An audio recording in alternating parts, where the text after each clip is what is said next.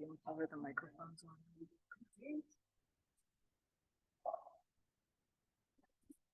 No, the microphone's on. Just put this. I was going to put the laptop between us. Okay, so we push this. Yes. I'm just kidding. Okay, here you go. Is this yours? This is yours.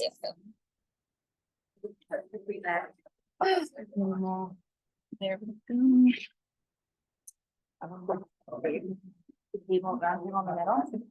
Okay. And then the last one on the table.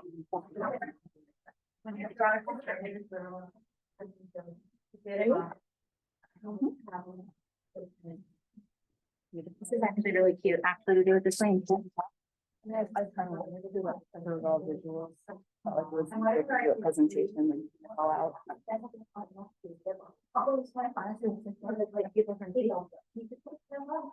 Also the one from along like there.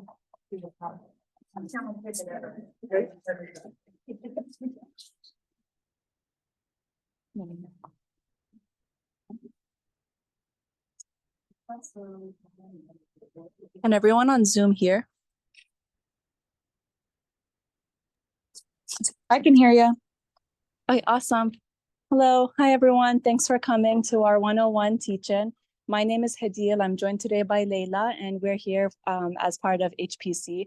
Harrisburg Palestine Coalition is doing a series of teach-ins from varying levels, 101 to 107. This is our second round, but we've added to it. So this teach-in that we're gonna show you today and have a discussion on is really inspired by the local Harrisburg community, because we've been having a lot of conversations with community members, church folk, the average person at the library, the average reader. And what we really found is that three things really. Whenever we're talking about Palestine and Israel, most people really do believe that this is a religious war. That's number one. Number two, they believe that this is so complicated that they can't talk about it. And because they believe it's complicated, they believe it's taboo. And so they can't say anything about it without offending someone or without being wrong or without being attacked or whatever.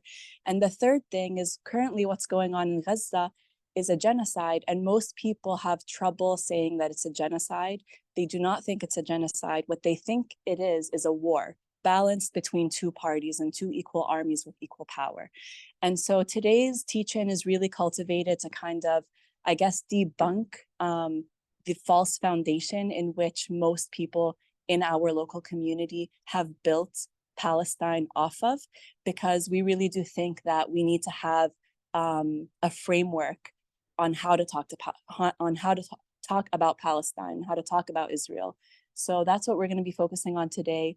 We're going to talk about, how this is not religious, has nothing to do with religion, and essentially how it's not complicated because it's colonialism. And I'll talk a little bit about the West Bank. I've been to the West Bank, I have family there. And then Leila will talk about Israel and, the occupied Palestinian territories of Israel, and called Israel because she's lived there. We'll talk about Gaza, and we'll talk about the ongoing genocide that's going on right now in Gaza. And hopefully we'll have some time for questions and answers.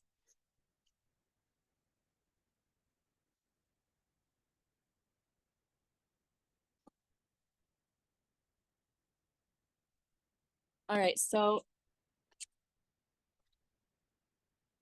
is it easy to see this graph? So I had a graph here that is showing the demographics of Palestine in 1945, right before the establishment of the state of Israel, before its creation. And the reason why I want to start here is I'll give a very brief history of the land. So before 1947, Israel's creation, Palestine was occupied by the British. Before it was occupied by the British, it was occupied by the Ottomans. And we've been occupied by people after people and colonies for centuries. However, I like to start here because during the British Mandate, the Balfour Declaration of 1917 was established.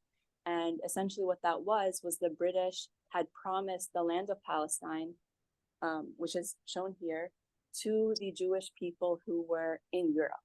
So this was a result of the pogroms that were happening, the anti-Semitism that was happening, and the end of World War II. Later on, at the end of World War II, there was mass immigration to Palestine. And so I like to start with this graph because this graph is 1945, the peak of the mass immigration from Ashkenazi Jews in Europe to the land of Palestine.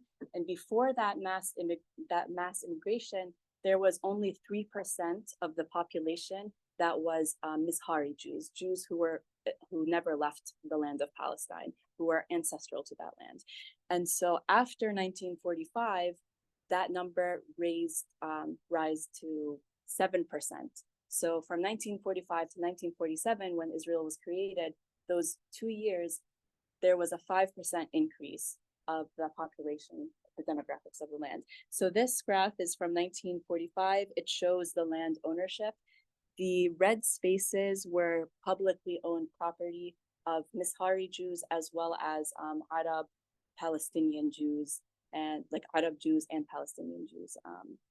So it was publicly owned, Palestinian, Muslim, Christian, Mizrahi Jews, Arab Palestinians, all of them. The green was owned by Arab Palestinians, and then the white was owned by Mizrahi Jews, who also consider themselves Palestinian. And I think it's really important to note that Mizrahi Jews did consider themselves Palestinian.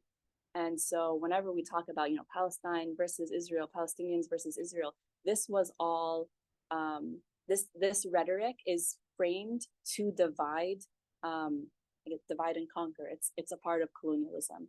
And it only happened because of the Zionist movement that happened from Europe and immigrated here. And so the early Zionists from Europe, Theodor Herzl, and the Zionist movement, I just really want to mention that the early Zionists were not representative of the majority of the Jewish population. And I think that's also very important to note because oftentimes we think of Zionism and we hear that Zionism is such an essential part of Judaism, such a part of the Jewish ethnicity and part of the Jewish identity. However, it's not. It's a part of the colonial identity that came to Palestine. And it was, the efforts to justify the mass immigration and the theft of land.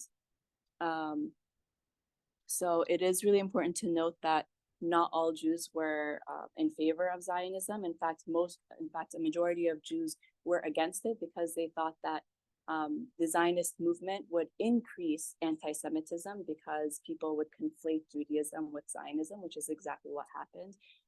And people today still conflate Judaism with Zionism.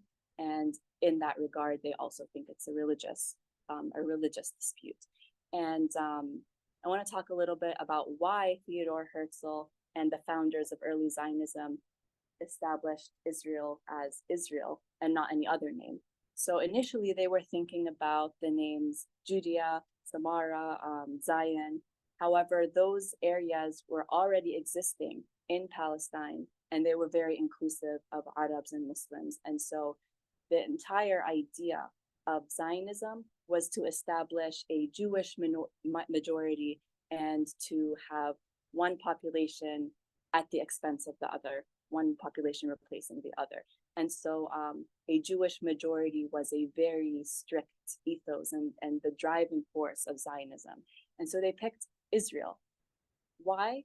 It was actually very strategic and very brilliant, and it worked because what they did was they looked at the Old Testament and they said, okay, Jacob's story and how Jacob is wrestling with the struggles of the diaspora and exile.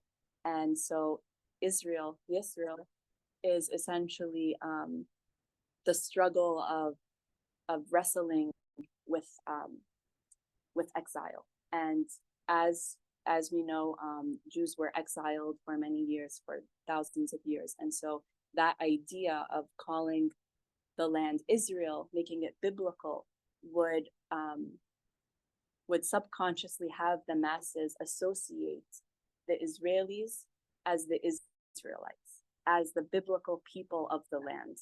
And by doing so, and it's been successfully done, people will conflate it as religious by design and cannot be challenged, right? So if something is religious by design, that's it. It's creed, it's written, and it's, you know, who are we to say that the Jewish people, the Zionists are not, the Israelis are not for this land? It's written in the text. And to this day, the biggest Zionists are the evangelical Christians. And this is why. It's because they truly believe that religiously they need to support the Zionist movement so that the Messiah can come back. And that's again, only made possible by equating or conflating Zionism with Judaism, and having that conflation is very necessary for the colonial movement of Israel to continue. And so Zionism, again, is very recent in the history of Palestine. So there's a long list of occupations of Palestine before Israel, before the Israeli occupation. And Zionism was not a movement that was around for centuries, right? Like Zionism was not around as long as Judaism was, or as long as the Jewish people were around. It was created as a part of the Zionist movement and part of the plan de l'etre of, the plan that Zionists had in order to occupy and expand their presence on the land and take over, divide and conquer. Leila, do you want to add anything to like the Zionist movement and the history of the religion before we go on to the West Bank? And I think we covered it. okay. So essentially we have one population replacing another. And in 1947, we had 48,000 Jews immigrating, and it was at the expense of 100,000 Palestinians being expelled from those villages. And so that brings us to the Nakba, the catastrophe of 1947, 1948, and it's ongoing now. So we Palestinians, whenever we talk about the Nakba, we don't talk about it as an event of the past. We talk about it as a catalyst of events that have been happening. So again, the United Nations partitioned the land of Palestine in 1947. So the Balfour Declaration in 1917 promised the land of Palestine to the Zionists in 1917. In 1947, the British gave the land of Palestine, or I guess the ruling of the land of Palestine, over to the United Nations, and the United Nations decided to partition the land in 1947.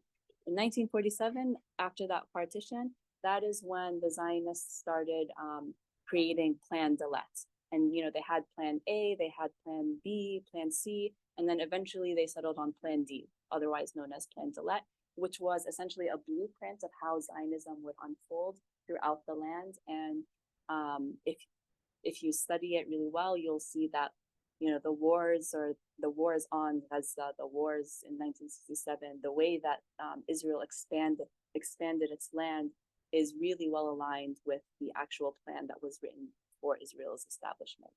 So it was all strategic. It was all done very meticulously. And in 1948, whenever Israel was established, in 1947, May 15th, 1947, when Israel was established, almost overnight, 800,000 Palestinians were forcefully expelled from their homes and their villages. There were over 500 villages ethnically cleansed, and over 800,000 Palestinians forced to leave their villages and their homes. Today, there's over 7 million Palestinians that are survivors of the Nakba, as well as their descendants. There's 7 million of us out in the diaspora, and the 7 million comes from that initial 800,000 that were expelled. There are 500 villages forcefully expelled, ethnically cleansed, and the amount of people who were killed was around 13,000. And I want to take a minute to I know I'm skipping ahead, but the amount of children who have been killed in Gaza since October alone has surpassed the number of all the people who were killed in the 1947 to 1948 catalyst of the Nakba. So I just want that to really sit in. 16,000 plus children in Gaza, 25-mile strip of land, have been slaughtered since October, just 8 months. That number is far greater than the number of the entire Palestinian population who was killed in the Nakba. So just to kind of scale how catastrophic the Gaza genocide is. When we talk about the Nakba, the word Nakba is really just the Arabic word for catastrophe. And Palestinians describe what happened to them in those events as a Nakba because that was the most brutal word that they could come up with. That was the most, the most provocative adjective that they could really compare their struggles with. And so what's happening now is far more catastrophic. And when Hadil says 500 villages were ethnically cleansed, that means they don't exist anymore on the map. They were renamed to have Hebrew names. And the greatest example that I can think of is if you look on your phone, if you Google Israel and you look at the red line that divides Israel and the West Bank, you can see all these towns and how many things are actually in Israel. You can see different businesses. And then if you go to the West Bank, Google Maps, Apple Maps, they don't acknowledge that. And you see some of our journalists in Gaza currently, like Pisan, she's famous. She is named after a village that is no longer in existence. And also, we have Palestinians in the diaspora, but where are those Palestinians? Most of them are living in refugee camps. So if this map here shows kind of the refugee route in which Palestinians were expelled. The Palestinians who were in the south, they went to Egypt. The Palestinians who were kind of, closer to the Green Line, closer to Jordan, they were expelled into Jordan. We have Palestinians who went to Lebanon, to Syria. And so we were really kind of just scattered everywhere. And most Palestinians who left or who were displaced and forced out, they weren't, they didn't go to these neighboring countries and have housing. They were forced into refugee camps. They were, driven out in the masses. And it's important to know also that they left with their keys hanging on their necks, and their keys are still with them today because they had hope that they would just come back. They had hope that this was just something temporary. And today, many of them still have those keys. So how Israel colonized the land of Palestine, there's a map here that shows in 1947 how the number of Jewish villages that were there, and then it's like all of the white was Palestine, and then the colonies, I guess, not villages, but the settlements, the kibbutz, the colonies that were created from, the very first colony was 1882 or 1982. 1882 was the first Zionist colony. And so from 1882 to 1947, this is the amount of colonies that was there. It's not that many. And then in 1947, whenever the UN partitioned the land of Palestine, you can see that the orange has drastically expanded, and that became Israel. And I want to also take a moment to just note how the land was partitioned. It wasn't divided equally, half of it for the Palestinians and half of it for the Israelis. The way that it was partitioned was very strategic. The Israelis took almost all of the land accessed by water, almost all of the land that is accessed by routes to other countries. And so they took not all the good parts, but they took all the strategic, the parts that can really have a country develop and continue to expand and flourish. And then in 1967, there was a 6-day war that broke out, and Israel took more land grabs, and the 1967 borders, the Green Line, as you may know, was also pushed back, and the district of Gaza. So before 1947, the entire demographic of Palestine was established. It was broken up into 16 districts, and Gaza was not a Gaza strip; it was a district. It was large. It was a district of Gaza. In 1967, it became a strip of land, and that strip of land is 25 miles long by, I believe, 5 or 7 miles wide. Gaza is not that large, and today there is over 200 tons of bombs that are being dropped over and over and over again in the very same location of the refugee camps, and we'll talk about that once we get there. So I want to talk a little bit about the West Bank. The West Bank has over 700 checkpoints just in the West Bank, and it has hundreds and hundreds of settlements, and these settlements are on the hilltops. So when I go visit my family in the West Bank, I'm visiting the villages that are underneath the hilltops of these settlements that are very well lit, that have pools and all the great water, and the sewage from the settlements often drips down into the drinking water of the Palestinian villages. That's one thing that people honestly just don't know. It's not something that you read on CNN. It's not something that you can easily find. You go there and you find that the land that was taken illegally after 1967, that was annexed, whatever you want to call it, and expanded into Israeli settlements. That is the land that has the farmland, right? The land that's moist, that has the olive orchards, and it's so there's over 700 checkpoints, and these checkpoints, they vary. In some places, they're just flying checkpoints where Israeli soldiers or officers can just wake up and say, you know what, I want to put a checkpoint here. I'm going to put one here, I'm going to put one here. And they just throw these checkpoints, and then that's it. You have to plan your day around it. And whether you want to go to school, whether you want to go to the hospital or to work, that's it. Your plans are there. There's no way that you can just, continue on without passing this checkpoint. A lot of times there's harassment that happens at these checkpoints. You have to get out of your vehicles. They search your vehicles. They just waste your time. And a trip that would, without a checkpoint, take 10 minutes, 15 minutes, ends up taking 5 or 6 hours. And this is something very common.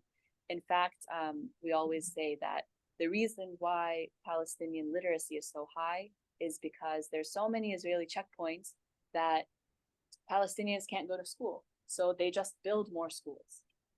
They build more schools, they build more universities, because they just try to continue living. They are so resilient that whatever comes to their path, they just try to work around it. There are, however, checkpoints that look like cages.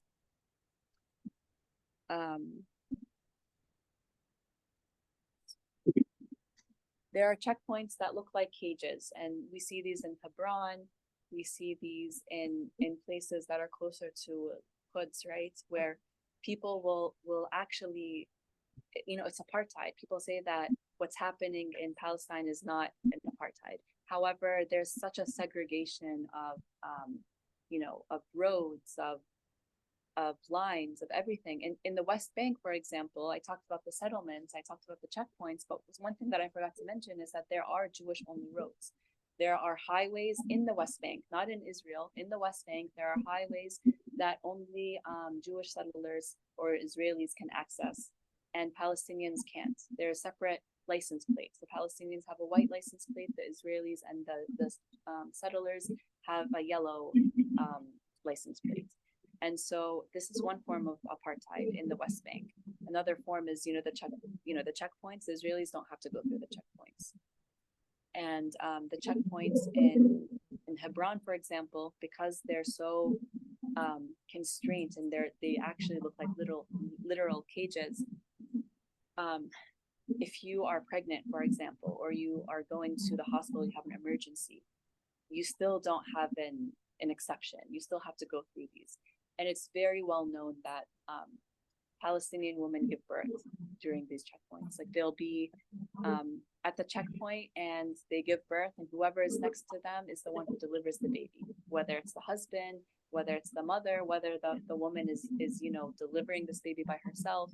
And aside from the fact that this is unsanitary, unsafe, and extremely painful, it's also it's so common that it's norm. It's the norm. It's normal. And again, I want to bring this back to Gaza because just yesterday I was reading that so many women are giving birth in this genocide, and there's not enough supplies for doctors to safely stitch them or safely attain to their wounds, so that they're just taking their entire wounds out. So there are women and mothers who are giving birth, and then to stop the bleeding so that they don't die, their entire wounds are taken out. And so number one, they can't have children anymore. That's it. Number two, they're forced into early menopause. And there's so many other health concerns that I can't even talk about because I don't even know, I'm not a doctor. But that's just one of the things that has been happening, honestly. It's not just that it's happening now in Gaza because of the genocide. It's been happening at a very slow, silent, genocidal rate in Palestine, in the West Bank, in these checkpoints. And so when we talk about the checkpoints and the West Bank and apartheid, it's really important to know that there's so many nuances that are just missed, right? Like,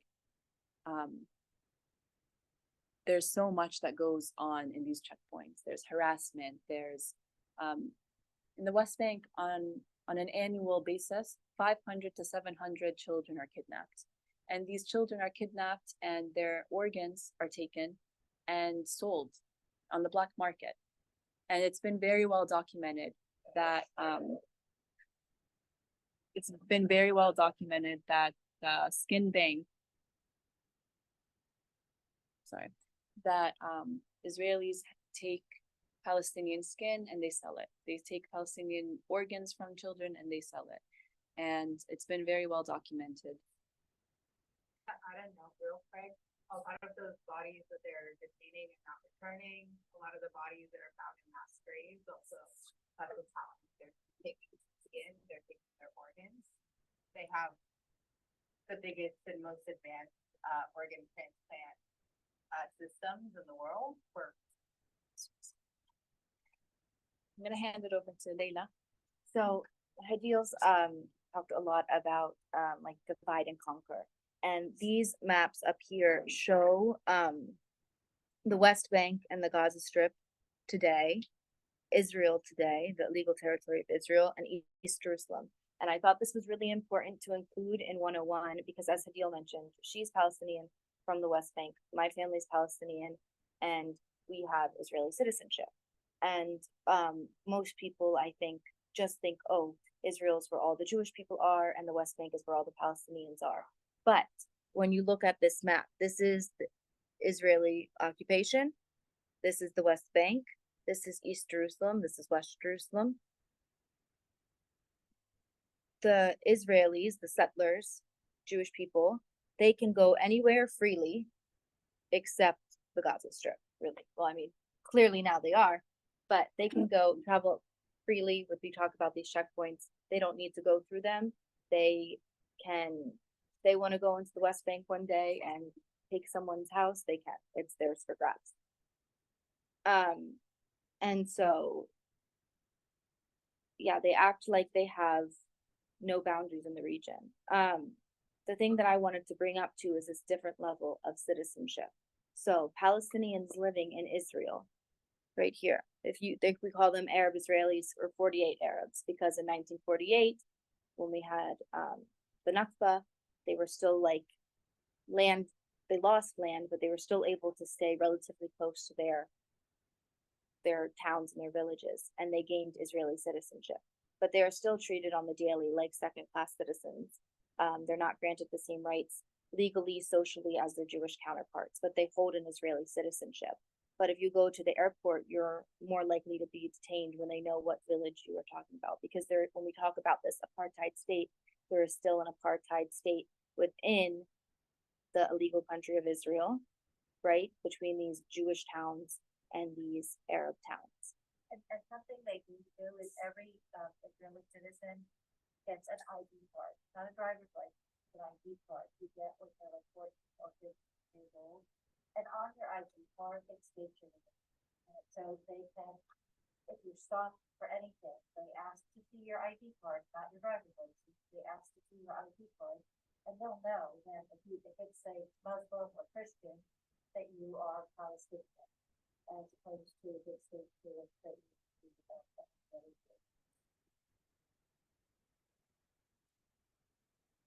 So let's say you're an Arab Israeli, Palestinian with Israeli citizenship, and you want to marry someone from the West Bank.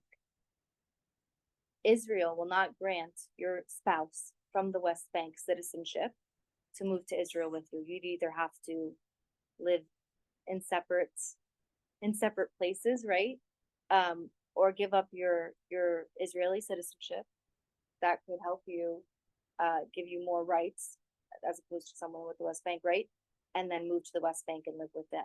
But we hear a lot about birthright. Any Jewish person from any country all over the world who comes to Israel, who wants to live there, will immediately be granted citizenship. But yet, if you want to marry someone within the West Bank, you have to give that up.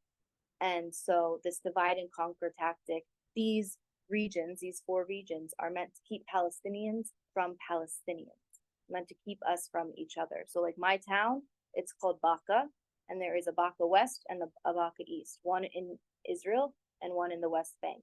And we have family on either side of the apartheid wall. So it is meant to keep you from your people. Now, so then you have the West Bank, people in the West Bank have Palestinian Authority passports.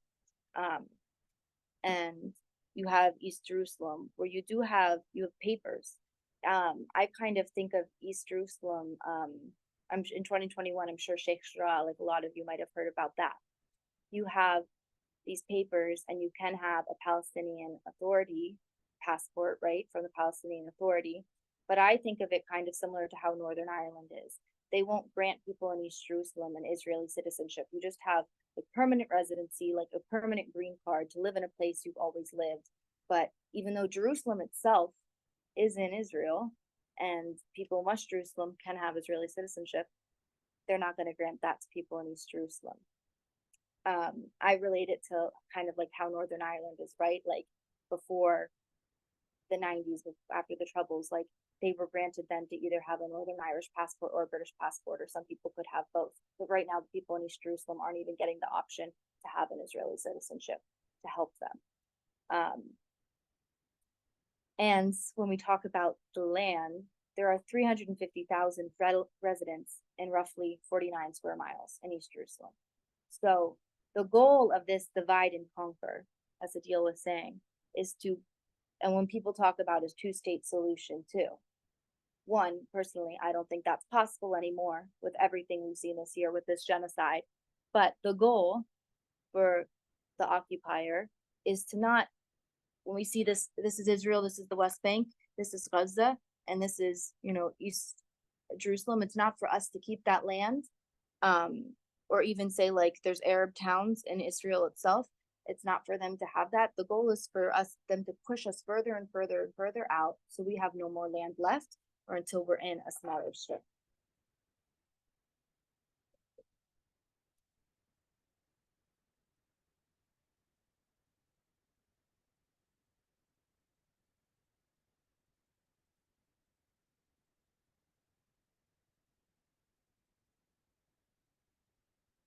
So colonization in Gaza before October 7th.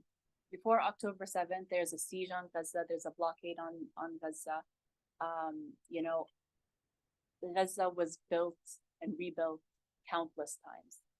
In 2008, it was bombed heavily, 2008 to 2009.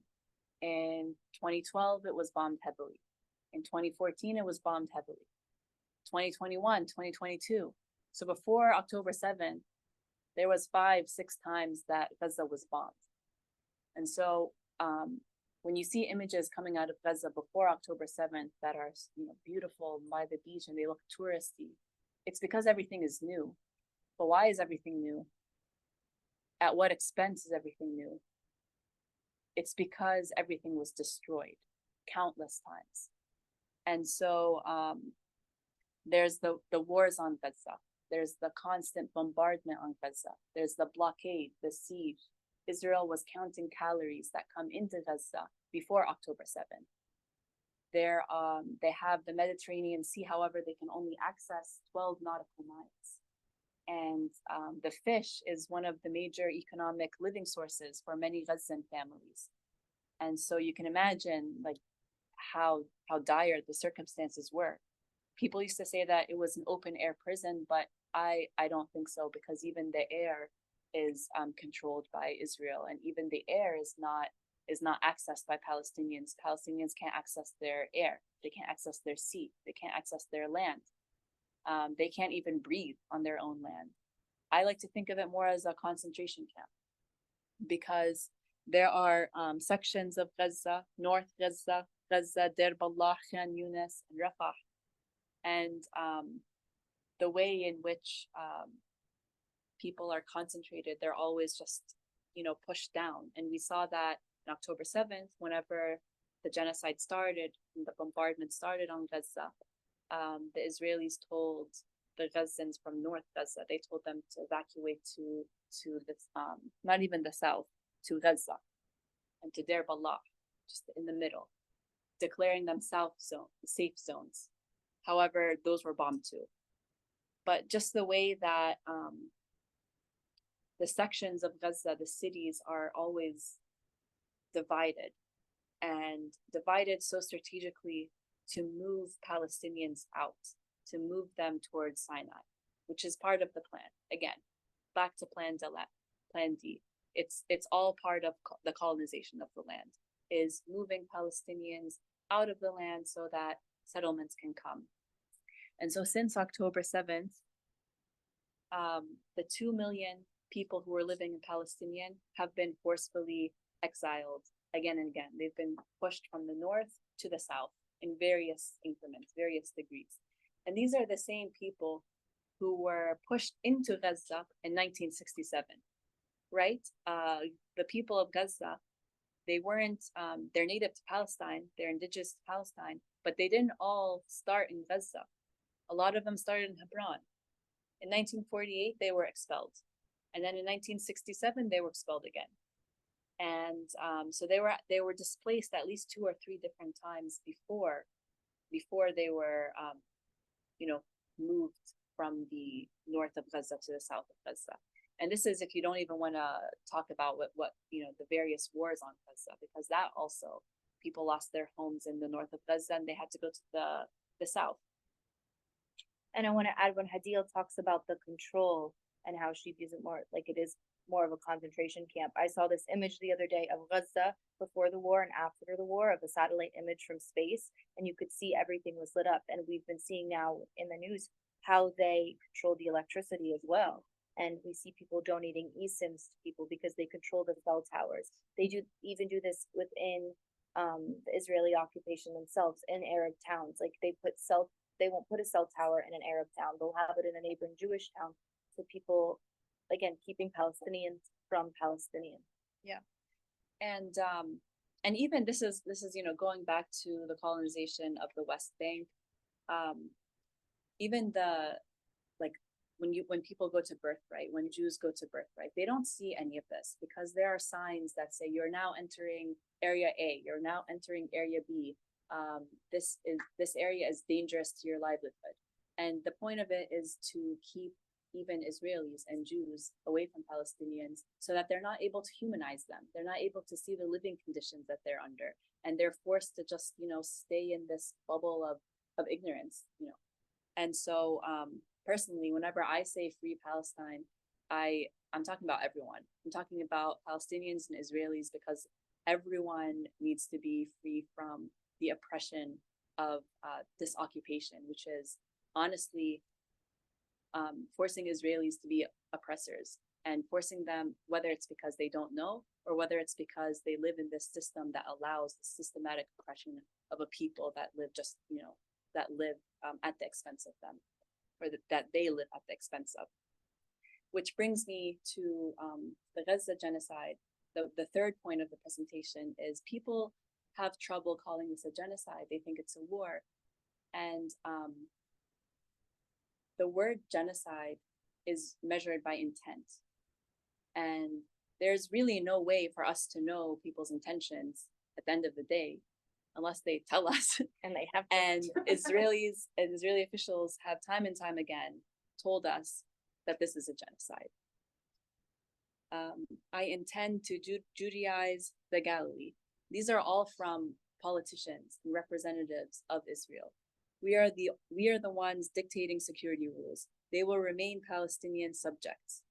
I am worried about Arab growth within and around Jerusalem. We are disengaging from Gaza due to demography. The Bedouin population are gnawing at the country's land reserves. So this is all, intent to dominate. And then the genocide is intent to kill. There are intentional targetings of civilian populations. We've seen time and time again that the hospitals are being targeted. The residential areas are being targeted. Every single place that has civilians in Gaza is being targeted. And we're told that it's because, Hamas, the Palestinian resistance is using Palestinians as human shields. However, Palestinians are everywhere. It's such a densely populated area. There's, again, 25 miles and 2 million people. Where are people going to go? There's no such thing as a human shield. This is where people are. They're all forced and concentrated into this tiny area. And so anywhere that is going to be bombed is a civilian area. And so Israel knows what it's doing. It knows it's going to kill civilians. However, that is the target. That is the intent. So since October 7th, this is only the verified number. There have been verified over, I think this is so outdated. It's over 60,000 people have been killed. And that's just, right? That's just the verified number. But we know that when there is a ceasefire, we're going to find hundreds of thousands of more bodies. And we know that Israel has also taken, IOF soldiers have taken hundreds of bodies from hospital massacres in the past few weeks as well. Mm-hmm.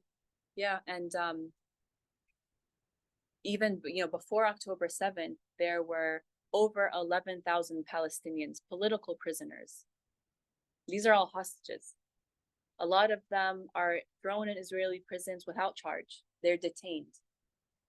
Teenagers, children, as young as 12, maybe even younger. They're held under administrative detention, which can last years. And so that's actually why October 7th, what initiated October 7th was the resistance wanted to free some of the political prisoners. So they went and they tried to take hostages so that there can be an exchange. So they are also arming the settlers. So since October 7th, they granted and made it easier for them to get permits and stuff. So the settlers are being armed in the West Bank. So just think these neighbors Hadil has that live over top of her in the West Bank, one day they could be armed and they're like, when she goes home and visits, right next to her. And this is not new either. Israeli settlers have always had arms with them. They're always, walking around, whether it be Israel or whether it be the West Bank and their settlements with AK-47. Yeah, and big M16s and AK-47s, whatever. And the Israeli government, after a settler will attack a Palestinian village or burn their olive orchard, will say that these are just extremists. However, that's really not the case. Like, these extremists are part of the extremist government because the IOF soldiers and the Israeli soldiers, their job is to defend the settlers. And a lot of times they will actually dress up as Palestinians. They will wear a keffiyeh. They will dress like Palestinians and then instigate something to try to make a riot or to try to cause harm, so that the Israeli soldiers can come in and just, arrest more Palestinians. And it happens so often that it's known. it is known in Palestinian villages that if you're a male and you're not wearing a short shirt that your belt is showing, you're not Palestinian. And the reason why we have this code is because whenever Israeli settlers or whenever settlers dress up as Palestinians, it's a way to differentiate that this is a Palestinian or that this is an undercover Israeli soldier. So Palestinians intentionally wear short shirts that show the belt line just so that they can spot each other. So back to Gaza, since October 7th, there has been how many hospitals? This is so outdated. I mean, right now it says that 613 mosques were targeted and 199 healthcare facilities and 406 damaged schools. However, I read the other day that there's not a single hospital that has not been bombed. So these numbers are very outdated. This is from since day 140. We're in day over 220. Yeah, okay. So 2.3 million Palestinians live in Gaza. 47% of them are children. This was before. And so these children before October 7th have survived 6 wars. Half of Gaza's children, and Gaza is being bombed right now.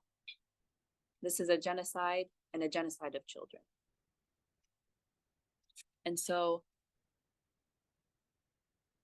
whenever we say from the river to the sea, what we mean is going back to this map of 1948. There's really no way for Palestinians to get their justice or to get liberation unless it's full liberation, unless Gaza, the occupied Israeli territories, the West Bank, all of them are liberated from Israeli apartheid, because there's no such thing as a two-state solution. There is no such thing as partial liberation. There is no such thing as just a ceasefire. There is no such thing as a lift of the siege of Gaza. That's not freedom. That's still occupation. That's still oppression. And so from the river to the sea, from the Jordanian River to the Mediterranean Sea, just like how it was before 1947, and the colonization of Israel, and the establishment of the ongoing genocide and the ongoing Nakba, whenever everyone was living together and sharing land, right? The Jewish and the Arab Palestinian population that were sharing the land, that was the norm. The Palestinian population was the majority, and everyone was living on that land peacefully. And again, there were Zionist militia groups. There was, of course, Zionist attacks, but this is again because of the Zionist movement. So before Zionism, not even before the establishment of the State of Israel, but before Zionism and the colonial movement, because Zionism, again, is part of the colonial movement in which established Israel, there was peace on that land. And there can't be peace now unless there's first justice. And so that is why we seek liberation and we say free Palestine from the river to the sea. This is just the beginning. We hope you come back for our other teach-ins from, like Adil said, 101 to 107. Our next teach-in will be here at McCormick Riverfront Library at 5 p.m. or 5:30 p.m. on July 11th. And we will be discussing, June 11th, we'll be discussing the U.S. political involvement in Palestine for the past 100 years. So we hope you join us. We have time for questions. Yeah, 6 minutes. We have 5 minutes for questions, so we could probably take 2 questions. Does anyone have anything that they'd like to ask? Randall? Thanks for your time and organizing this. At the beginning, you mentioned how you want to talk about how this isn't a religious conflict, and it's separate from that. Can you explain that? I'm not sure we touched on that. Oh. Yeah, so before the establishment of Israel, there were Jews, Muslims, and Christians all living on the land from the river to the sea. And there wasn't like any religious conflicts, right? So the whole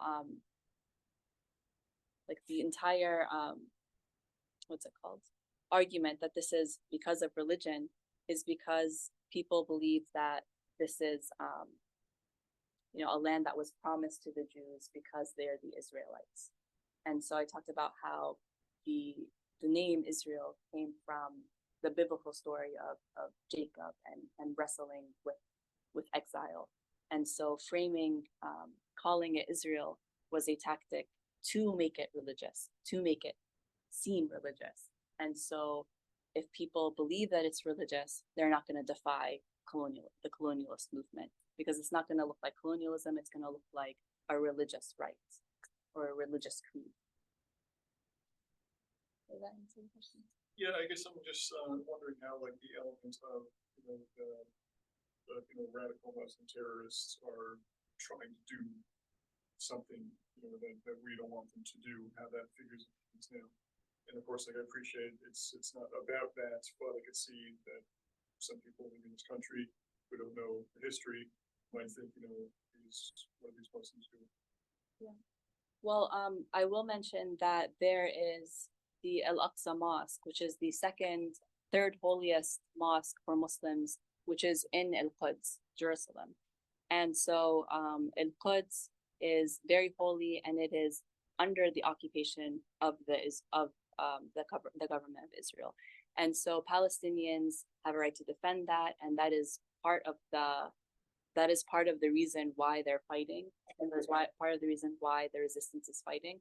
However, it's because there is an occupation on the religious sites, not because there is a non-Muslim population that lives there also, but because that non-Muslim population is controlling Muslim property. I'd also just add that when it comes to colonization, it's about profit and resources. And so you think about that region and the kind of resources it has that imperialist powers don't have access to. By imperialist powers, I mean UK, I mean US, I mean France, these countries that have gone into these places and pushed and pushed and pushed and ended up getting pushed out regardless. And so a big part of the issue is not having control in that region. Having a little project over there, a little colony that they have complete access to, direct line of communication and funding to. That's why they're building it here right now to get the gas off the shoreline of Gaza. It's very, very strategic. And then we also think about the media that we consume in this country and globally. A lot of it is funded by the Department of Defense. Why? Because we want to have this certain societal understanding of the world around us in order to consent to these wars, to consent to genocide and taking over other countries. If these people are bad and we're good, like George Bush Sr. put it, then it's righteous and it's good, and we are freeing them. Whereas the reality is these are just human beings living their lives, and we as America want something over there that we're not allowed to have. It's not ours. So how do we get it? Dehumanization. We make sure that people are seeing something that isn't true, but it justifies going over there and committing these atrocious acts, like 1 million Iraqis dead, for example, and all of the land that was purged in Afghanistan, and so on and so forth. It's not really just Palestine. It affects the whole globe. But that's where a lot of that comes from. You look at how the media uptick came against Muslims specifically and vilified Arab and brown people. It happened at the same time that sanctions against Iran happened in the 70s. At the same time, the Gulf War 1967. happened, and so on and so forth. These things are directly tied, and the propaganda machine is everywhere. In everything that we eat, everything that we buy, that we consume. And once you start pulling those threads, it has nothing to do with human beings being different and everything to do with money and power. So that's all I would add. Thank you so much for having this conversation. It's meaningful to me, and hopefully it's meaningful to others. I'm not sure if you've heard of the author Isabel Wilkerson, who wrote the book Cast, and her presentation of information involved the overlap Jews, the Dalit community in India, and then enslaved African American peoples here on this soil.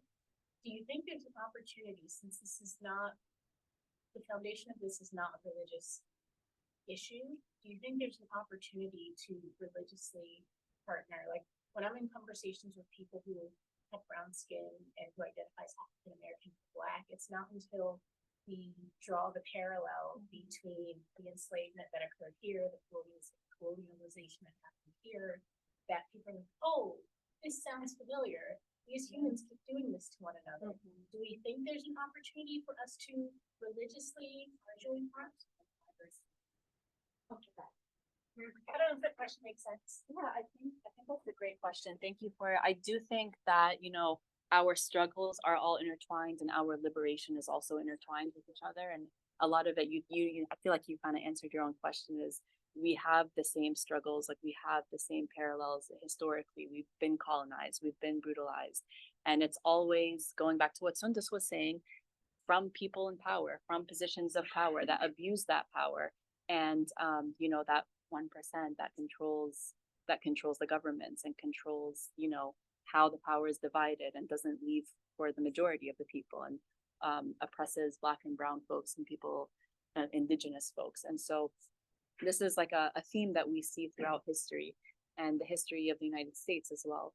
And so, yeah, I don't know if it's an opportunity religiously to come together as like Muslim, Christian, Hindu, but I think it might be more of like humanity, right? Like it's an opportunity for humanity to come together and recognize that borders are man-made, powers are man-made. Like, we decide who gets to be put in these positions of power, and when we decide that, like when we realize that we have the power to also stand up to these institutions, then we can start to dismantle them and create new systems that don't oppress us but speak for us. We can, represent ourselves. We can focus on policy building. We can focus on creating a system and establishing a system that is based in community.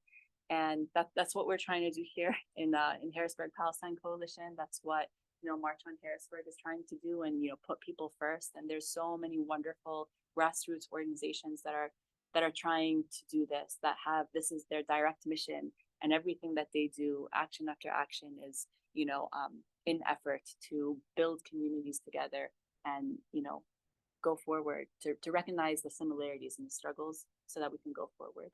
Does that answer the question? Yes, thank you. Hi, my name is Mario. This is my first time here. Thank you for being here. I really appreciate all of this.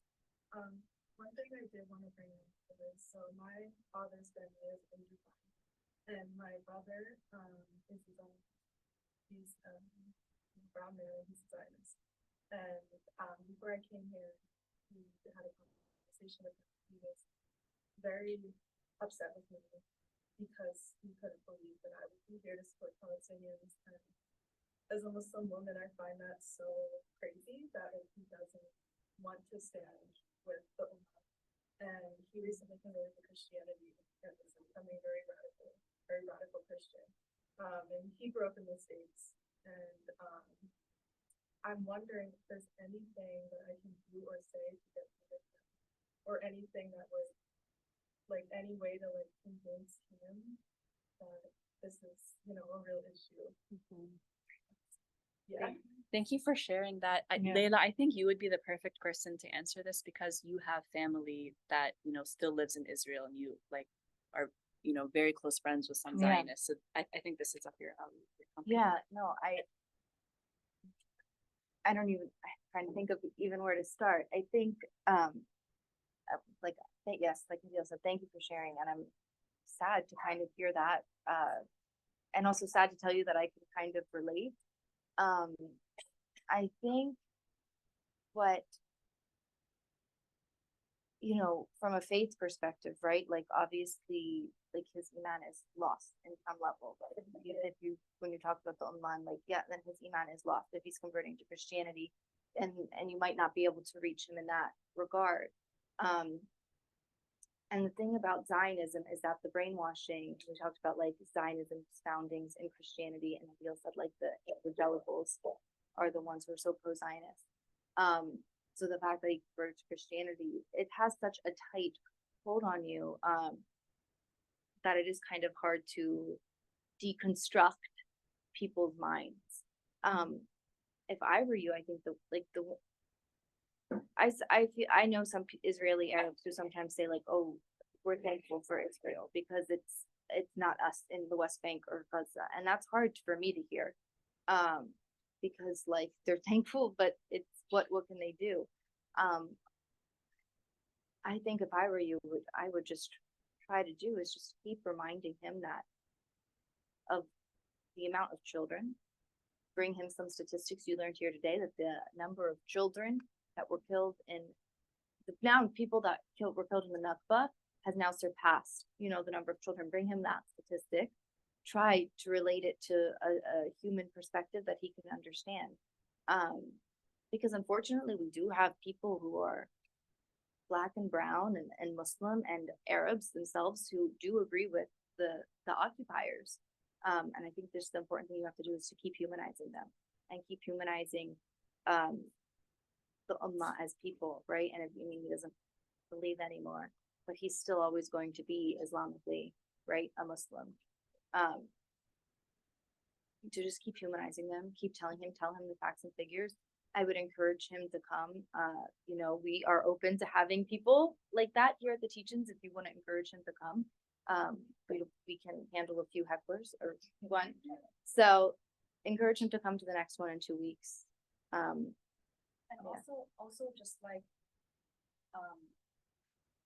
just not giving up, right? Like, Yeah. it's okay to hold someone's hand and help them through it, even if it, is in stages. I know sometimes it feels overwhelming and it seems like a waste of time for us. We're in the middle of a genocide. It's like, okay, if you're not already there, then there's no way until you're going to get there, because, how can you watch what's going on and, not change your mind? But it had Alma the other day was visiting Harrisburg, and one of the things that she said that really stuck with me is that people's politics simply don't allow them to. And so you mentioned that he's, become a Christian and he's, converted.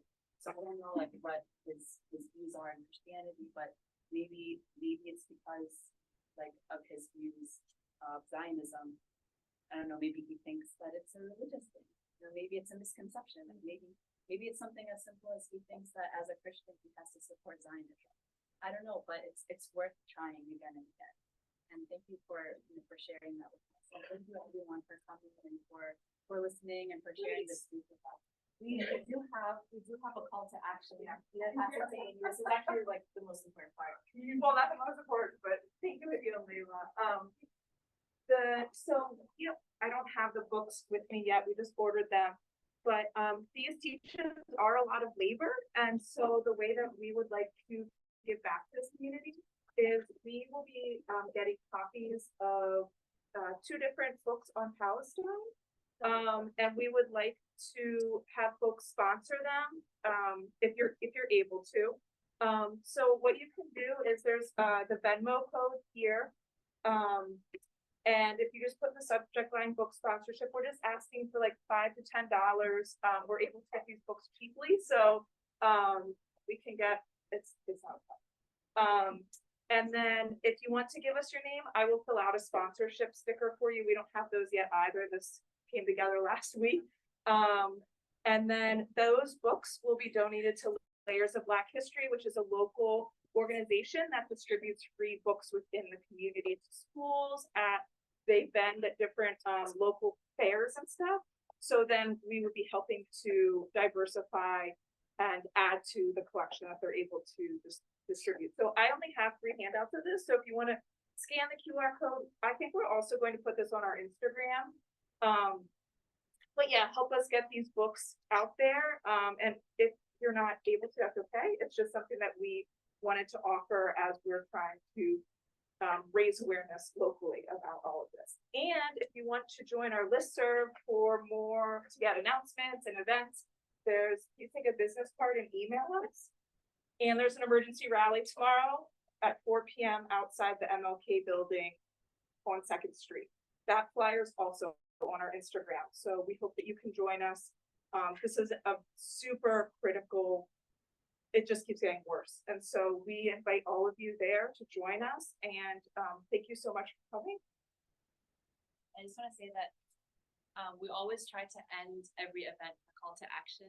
And I really do think it is the most important part of any of these teachings, because what we do is we learn and then we apply what we learn with action. And that is the most important, like it's applying the knowledge that you're learning. So please take this knowledge, anything that you learned today, and take it to the streets, take it to the rally, speak out for Palestine, speak out for any oppressed people that you see whenever it happens. And please continue to learn, to read and to learn and to talk to each other and to share space.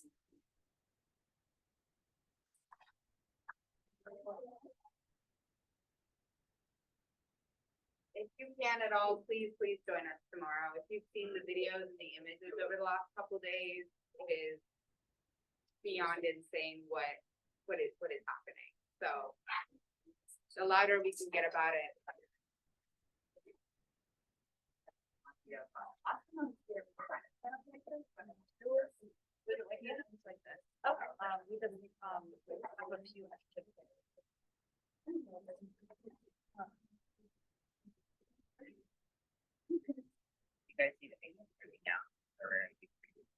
Yes, please.